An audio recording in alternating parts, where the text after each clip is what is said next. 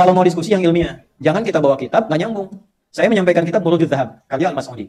Beliau itu ahli sejarah, nggak ada hubungan sama akidah. Nggak ada hubungan sama akidah. Kok yang dibahas akidahnya? Tapi yang paling lucu, judulnya dibaca, isinya tidak. Kan repot, lalu disimpulkan akidahnya ini.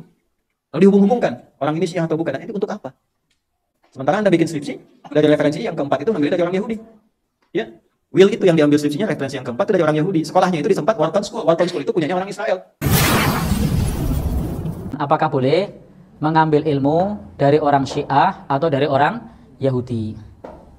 Ini kalau maksudnya adalah ilmu yang terkait dengan akidah, yang terkait dengan keyakinan, yang terkait dengan ibadah, tentu ini tidak direkomendasikan. Tapi kalau konteksnya adalah keduniaan, nah, itu silahkan saja mengambil ilmu dari siapa saja. Dari orang sekuler juga boleh, dari orang-orang Eropa juga boleh, dari orang-orang ateis juga boleh. Konteksnya adalah ilmu dunia. Studi banding tentang pertanian di Thailand yang notabene agamanya bukan Islam, boleh tidak?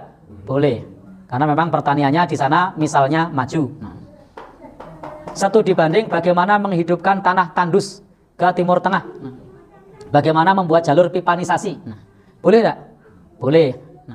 Kemana lagi? Jadi ke negeri muslim boleh, ke negeri bukan muslim juga boleh. Tapi kalau belajar ilmu agama, maka belajarlah kepada ahlinya.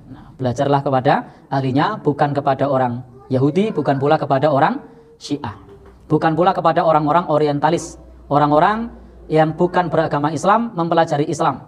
Itu nanti pola pikirnya berbeda dengan kita sebagai umat Islam yang meyakini, sementara mereka mempelajari tanpa meyakini.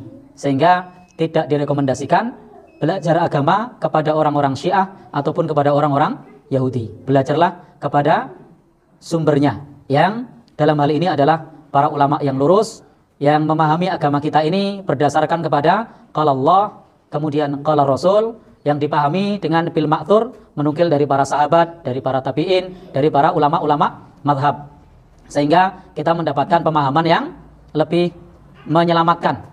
Karena terkait dengan masalah keyakinan, itu tidak bisa berupa cerita-cerita mistis, tidak bisa berupa benda-benda keramat, tidak bisa berupa cerita-cerita takhayul, tidak pula bisa berupa amaliyah-amaliyah yang tidak ada tuntunannya. Tetapi di sini kita perlu merujuk kepada sumbernya, yakni Al-Quran dan hadis Nabi Shallallahu Alaihi Wasallam yang disampaikan oleh para ulama yang lurus, yang memahami at-tamassuku bima kana alaihi ashabu Rasulillah, berpegang teguh dengan jalan hidupnya para sahabat Rasulullah Shallallahu Alaihi Wasallam.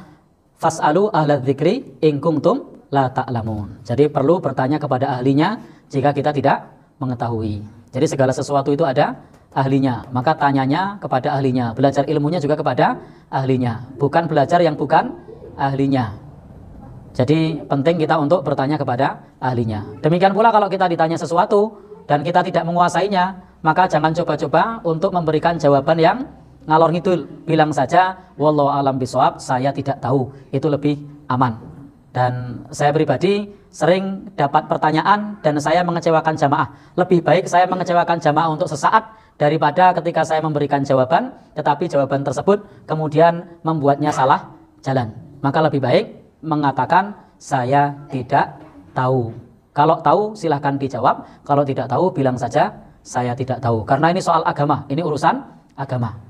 Termasuk kalau kita lagi menyampaikan ilmu agama, ternyata dikoreksi oleh jamaahnya dan jamaahnya benar, maka tidak mengapa kita mengatakan saya salah, Anda benar.